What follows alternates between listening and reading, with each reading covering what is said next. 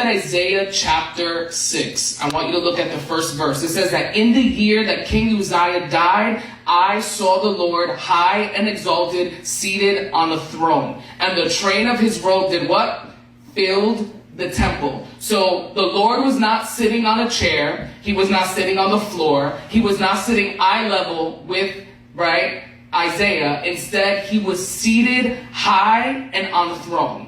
That automatically lets us know that there's a difference, right, between us and God. And that difference is sin. The angel says, holy, holy, holy is the Lord Almighty. How many times does it say holy? 3, right? Repetition, letting us know there's something important about this concept. The word says in verse 4 that the sound of their voices caused everything to shake. Everything shook in the temple, and the temple was filled with smoke. Because we know that when God speaks, there is a response, right, in the earth. There is a response in nature. There is a response in our lives. Isaiah in verse 5 says, woe to me, I cried, I am ruined.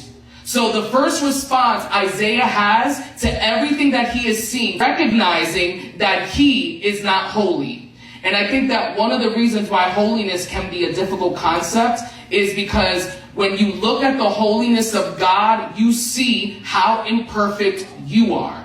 When you look at how perfect God is, all of a sudden the sin in your life is emphasized, and you see that we, apart from Christ, we are ruined, right? We need Jesus. And it says, I am a man of unclean lips, and I live among a people of unclean lips. So now Isaiah recognizes his weakness because he's in the presence of a holy God.